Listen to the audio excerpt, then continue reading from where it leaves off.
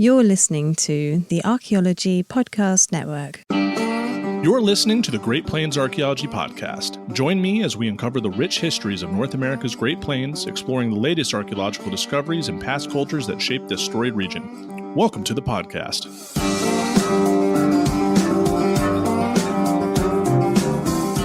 Welcome to the Great Plains Archaeology Podcast. I'm your host, Dr. Carlton Chief-Gover. This is episode 33. And tonight, as we explore the rich and fascinating histories of North America's Great Plains, I am joined by Michael Page, the Archaeological Survey Manager for the Office of the Wyoming State Archaeologist. Page, thank you so much for being on tonight. How you doing, man? Good. Thanks for having me. Absolutely. So I first learned about Page when I was a master's student at Wyoming, and I was studying Central Plains tradition archaeology. Mike had gotten his MA from the University of Wyoming, looking at Upper Republican sites on Central Plains tradition pottery back in like 2008 is when you defended? I think it was 09. 09. And Mike's office was right next to mine. No one told me that Mike existed or that his thesis existed until, of all people, the Andean archaeologist, Dr. Jason Toohey, when I was like my second year of my master's, trying to explain that I needed some help, was like, well, Michael Page is in the office right next to you. He did all this stuff. No idea. And since then, Mike has been a fantastic mentor and did some incredible work, which includes, as those who have been following this podcast in Life and Ruins know, anytime we usually have someone from Wyoming, we talk about mammoths or bison and Paleoindians. And so I'm super thankful to have Mike on tonight to talk about the pottery traditions of the great state of Wyoming. So to kick us off, why does pottery matter in Wyoming, Mike? Well, I think pottery matters everywhere. It's frequently been overlooked in Wyoming, often because it's not recognized, and also because just so little has ever been done with it in Wyoming. You almost get the impression that it's like there's so little of it that it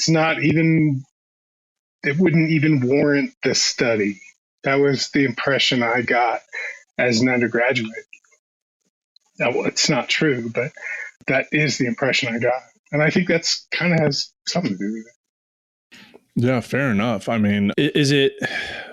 Because the state of Wyoming is a state that has a lot of publicly accessible land. There's a lot of public land in the state of Wyoming. I think it's like over 70% at the very least. And so like the archaeological record out there is widely available. And so when you mean that those ceramics aren't recognized, is it just because people are preferring the projectile points, or is it just a lack of general knowledge on behalf of the public as to what a pottery sherd looks like? I think that it's the latter. There is almost no training at universities in the Western United States for ceramics at all, even though this is a foundation of archaeology. I mean, you go to the old world. I mean, if you were to say, I don't know anything about pottery, and in England or France, they would laugh you out of the room. I mean, this is a fundamental part of archaeology. It's interpreting the past through material remains. And ceramics are one of the best of those material remains to do that. Yeah, that's my opinion, but it's not just mine. It's widely shared. And, that people don't learn about it really was quite shocking to me when I arrived in the West, from the Midwest. I bet. Pottery, of course, was, every site, there was some pottery. It's not like that out here at all. Right. Yeah, I can understand why it's been neglected, but it would be great. Maybe people put a little more effort into it. Fair enough. So when you were doing your master's at the University of Wyoming, was there a professor there that was advising you or teaching you on like pottery analysis, or did you have to go out and about to find someone to help? As far as ceramic analysis, most of my training in that came from my undergraduate education at the University of Wisconsin-La Crosse, where I worked at the Mississippi Valley Archaeology Center.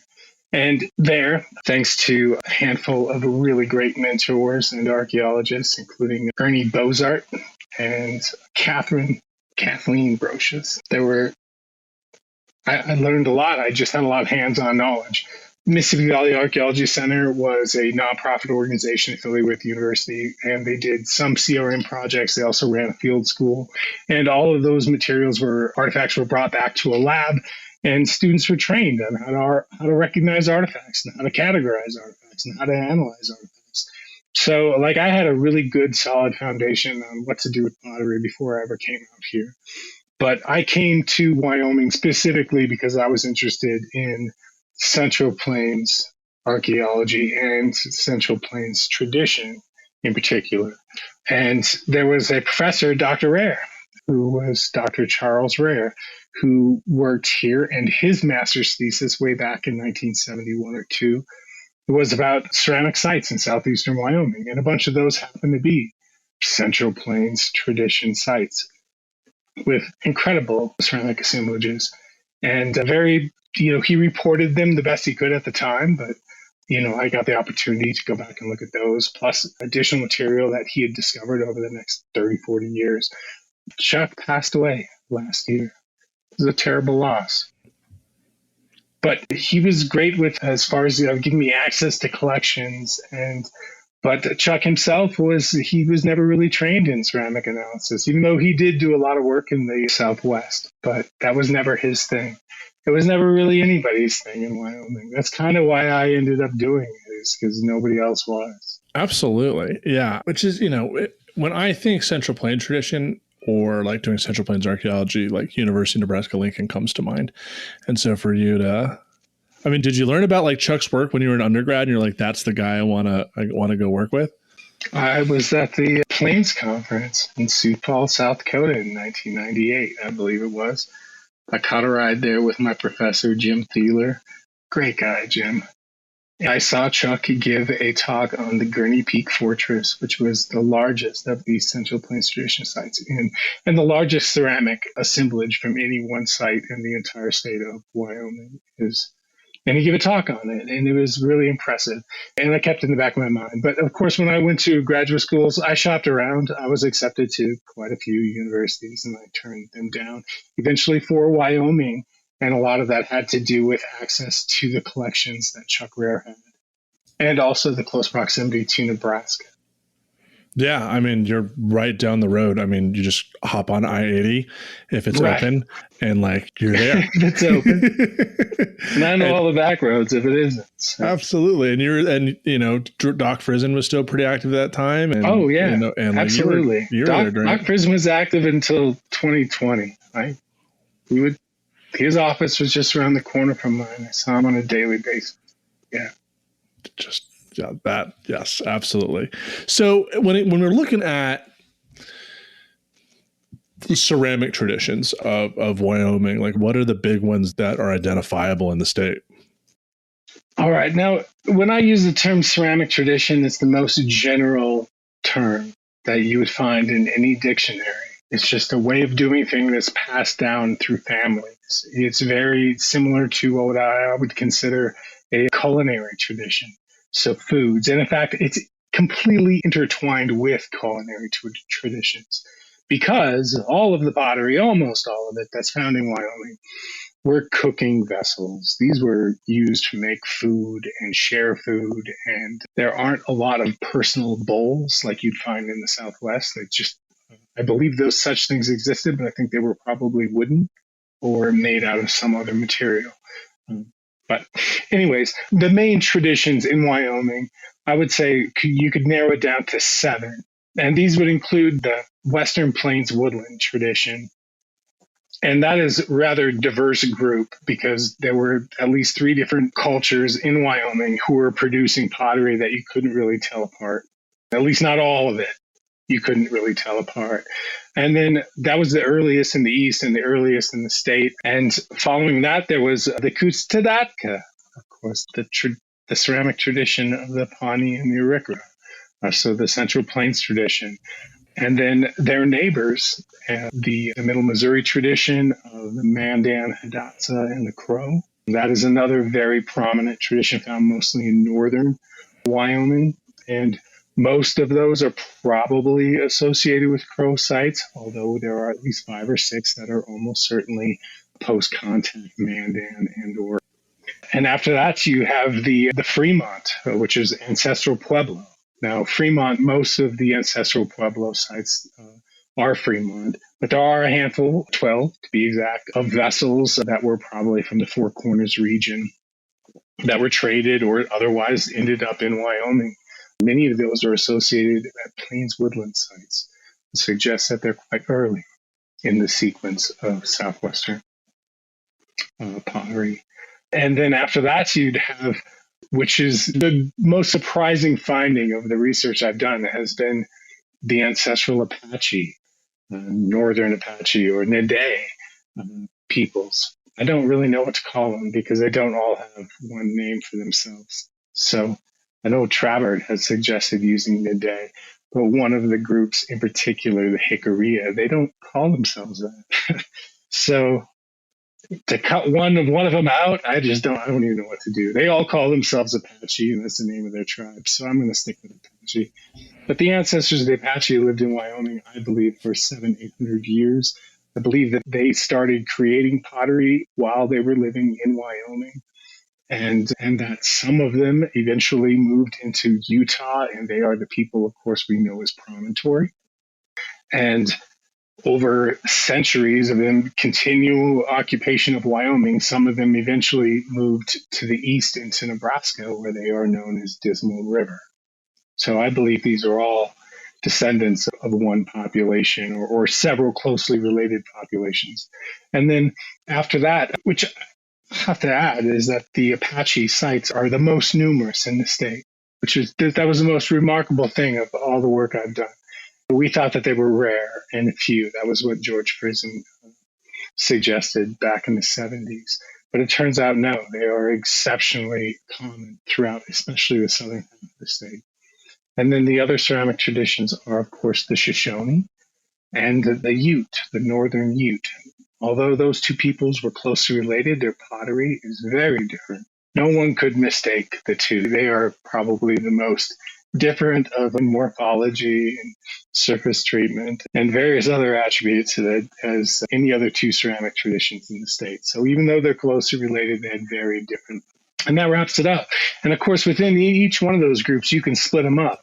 As I suggested with the Middle Missouri Crow, you could have the post-contact Mandan and Hidatsa.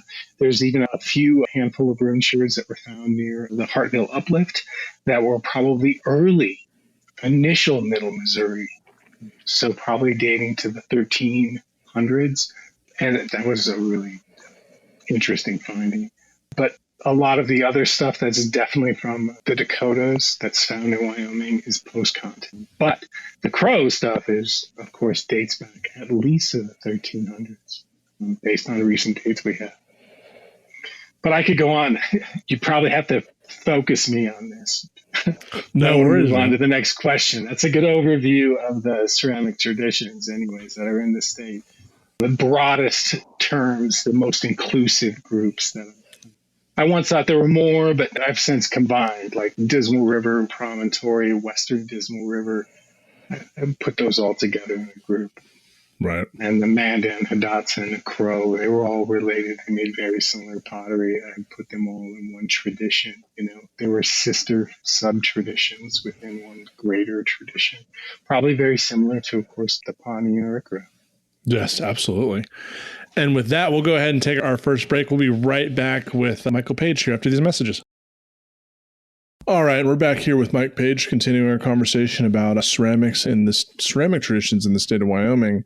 And so how far back are you able to reasonably tie modern day tribes and their ceramic industries around contact in the past to Plains Woodland or Hopewell? Not that you guys get Hopewell out in Wyoming, but along those lines, is there a natural progression from some of those conical woodland pots into what with Fremont, CPT, Dismal River?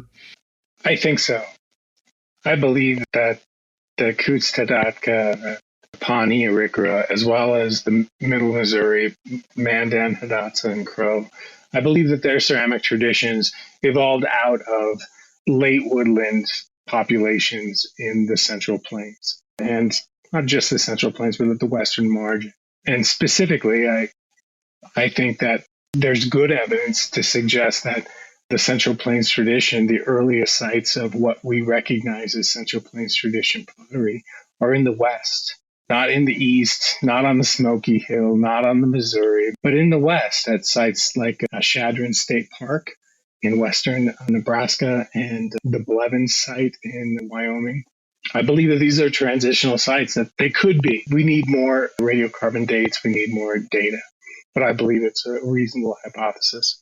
I also think that in North Dakota and the Dakotas and in Iowa, that the local late woodland traditions, ceramic traditions, eventually merged into what we think of as initial Middle Missouri, as well as extended Middle Missouri in North Dakota.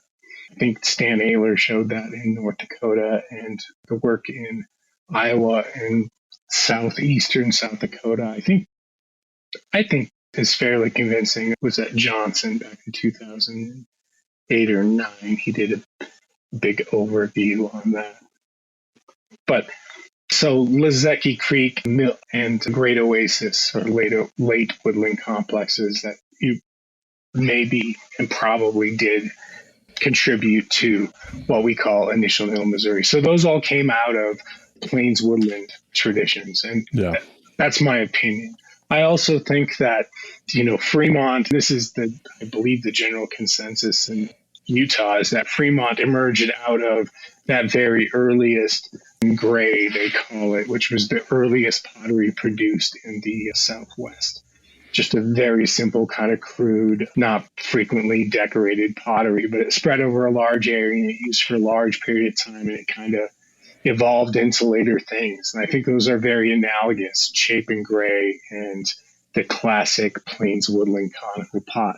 But just keep in mind, conical pots are earlier. They really are. They predate Pueblo pottery by a couple of centuries, I believe, which is interesting. Okay, given just how far the Pueblo folks took it, which is truly remarkable. Absolutely. Yeah, and what you're saying with Great Oasis, right? Like there's some of those early farmers hanging up in Northwest Iowa, but then there's those Great Oasis sites in Nebraska that have never been dated until we dated them. And then at like the earliest corn date in Nebraska is that Great Oasis date, which is like, I think we looked it up, like 20 miles away from the earliest radiocarbon date for CPT, which you collected a couple years ago. Yeah, that's right. Which was like, what? Like, yeah, it was, there was some like things going on. Like, wait, what? I mean, the first place that Bill Packer size right there on Davis Creek with all those early, potentially early Central Plains tradition sites. And I'm fascinated by it. I'm still waiting for that. Somewhere out there, there's potentially a site that shows clear interaction between the two very early on, potentially. Yes. Find that. So something that fascinates me, right? Because we're talking about Central Plains tradition and what most people talk about when it comes with pottery, there's a little bit more sedentism related to that because you're not walking around with pots all the time. They're going to break. And so usually associated with some sort of horticulture or agriculture. And so like Central Plains tradition, that, can you please remind me my people's word for that ceramic tradition again? What, the Kutskadatka? The Kutskadatka. Yeah. So for those that are, Mike wanted to use a Pawnee word for Pawnee pottery tradition. And so he reached out to the Pawnee language and they gave him that word to talk about. Awesome. So that's a full-blown Mike Page. He did that on his own. What I understand, it's understood in both Arikara and Pawnee. Yes. So it's like so it works. It actually works. And this is a terrible thing, like with the Middle Missouri tradition, is because the Mandan language and the Hidatsa language, and it wasn't just one Hidatsa language or just one Mandan language. There were dialects within that were almost completely unintelligible between them. So like trying to find one word that would work for both of them, because their pottery was so similar, you couldn't really distinguish it in certain times and places, is kind of impossible. I've looked. I really have, but I can't find, different people had different languages. Yeah, they were definitely in a bilingual society, and they probably would have understood it, but I don't know what word to pick, Fair enough, man. Yeah, that's very true. But the Central Plains tradition pots that you're finding in Wyoming, are they locally made or are they being brought in from CPT Heartland in central Nebraska, northern Kansas? Yeah, that was one of the topics of my thesis. I did a petrographic analysis, and I actually compared the mineralogy of the temper in about 50 pots found on the high plains with the mineralogy of sand found from various places throughout the plains, from central Nebraska all the way to into Wyoming. And one of the conclusions of that is that most of the pottery found at the Gurney Peak site and a bunch of it found at the 7 Mile Point site, which are the two largest Central Plains tradition sites, combined, they have over 100 pots. That's like, I think that's close to like 15% of all the pots ever found in Wyoming. But anyways, those two sites have them. And I did a fairly large sample, 50 vessels from those two, and found that a majority of the pots were not made locally. They were not made on the high plains. They were probably made farther east and brought with people coming back and forth. Which, if you look at the stone in use in central Nebraska, it all makes a lot more sense, because when you go to these village sites or hamlets, probably they're more like farming hamlets in central Nebraska than Davis Creek, 90% of the stone is from the Hartville Uplift or White River Group formations in western Nebraska and Wyoming. 90% at some sites. You're talking hundreds of pounds, if not tons of stone that was carried, or I guess it could have been floated down the Platte in the spring.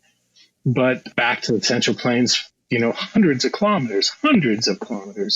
And, that routine, that constant movement back and forth. I mean, some of these sites on the plains, they look more like trading outposts than they do like actual sites. They've just dense concentrations of artifacts. Millions of flakes, according to Chuck Rare, at the Gurney Peak site, which appeared to be like, just an intensive lithic production and hunting, in a very highly defensible location. Yeah, I mean, it's fascinating. There are, what Chuck would say, there's a story in there somewhere, and it's a good one. And I wish that there'd be more focus on it, of course, in academia, but there just hasn't been the interest, unfortunately. Until now. Till you, Carlton. Yeah, I know. I've been thinking about Gurney Peak for a hot minute, because like how defensible it is, and you don't need to have like battlements or a defensive position against bison. It's like, so who are you worried about out there? Are Dismal River people out around at this point? Or are the Shoshones out working? I think that the most likely are the Apache people. I mean, you've read the stories, Pawnee, the Pawnee stories from Grinnell, and they're filled with stories about the Apaches. Yeah.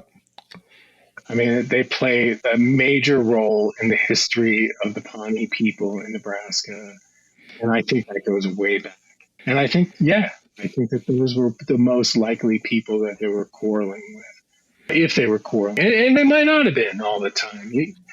Just because you're in a defensible place, a lot of that is just peace of mind, Yeah. You don't necessarily have to have somebody trying to kill you to want to be in a safe place. Especially, as we're almost certain, they had women and children with them, because we found a couple little toy pots at Gurney Peak. So there were kids there. So you wouldn't want to leave your kids somewhere and then go off to quarry stone for a week, and not, leave them well protected. I mean, even if it was a safe place, you wouldn't do that. I wouldn't think. But right. I don't know. I digress. Anyways. Fair enough. So as we're kind of like closing out this episode, what are you hoping to uncover next? What gaps in ceramic research or in this understudied region of ceramics, or, specific ceramic traditions? Are there any new graduate students or undergrads at Wyoming that have come knocked on your door, or are you still kind of like the one bannerman for pottery that's out in that square of a state? Fortunately, there's a little work that Spencer Pelton has done and continues to do at late prehistoric sites, such as Willow Springs, specifically Willow Springs, but also recently at late prehistoric components at Locality 4 at Hell Gap, where they also found a bunch of pottery this summer, which is great. That's also, I'm pretty sure, Central Plains tradition pottery, but I need to see more. It could be that transitional right between woodland and Central Plains, that Shadron phase or focus. Yeah. So I don't know, but if it wasn't for Spencer, there wouldn't really be anything to look at. There hasn't been a whole lot of work done in Wyoming in the last couple of years. I'm pretty sure very little collection. Absolutely. And I'm pretty sure it's the same piece. It's the same pot every time at locality 4 that erodes out of that cutbank. Well, maybe because the body sherds and the rim sherd do not jive. Oh, that's they right. They look like two separate pots. But again, that could be that transitional Shadron phase material where it really is somewhat of one and a little of the other. It's transitional. That would be the point of it. But I don't know. I need to see more of it. It hasn't happened yet. I've been very busy writing reports from the work I've done in the last year now. And so I will have a chance to return to that in the future. Like work that needs to be done in Wyoming, I think that I just need to finish the book that I've compiled. I only have a couple of chapters, a lot of it, 10-chapter book to go. It's almost done. It really is. And then after that, I would really like to, put out a couple of articles in Plains on specifically Western Dismal River, just so folks realize just how common it is in Wyoming. I don't think they know that there are quite a few sites that have been identified in Colorado that Trappert identified. Mm-hmm. And she's probably right about most of them. But there has been a lot of data that's come out of that, unfortunately.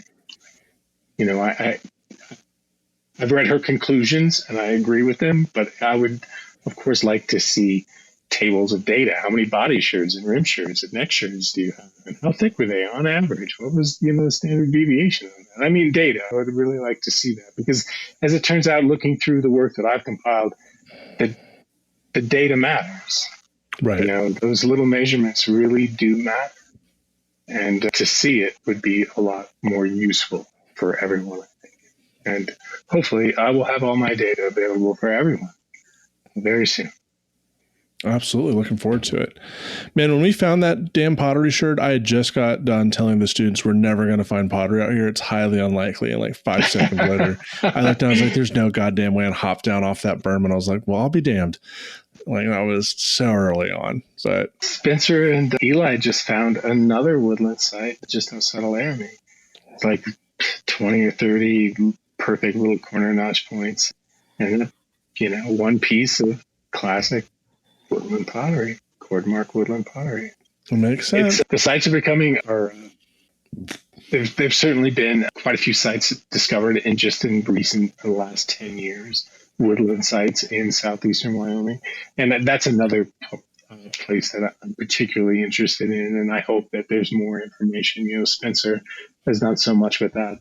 And Willow Springs is one of those sites where we have woodland pottery in association with ancestral Pueblo pottery, potentially quite early, ancestral Pueblo pottery. So that's interesting. I think everyone's interested in that.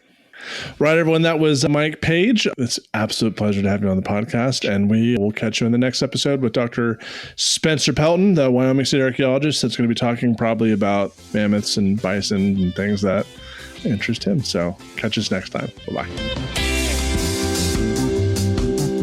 Thank you for listening to the Great Plains Archaeology Podcast. You can follow me on Instagram at Pawnee_archaeologist, and you can also email me at greatplainsarchpodcast@gmail.com. And remember, anybody can love the mountains, but it takes a soul to love the prairie. American author Willa Cather.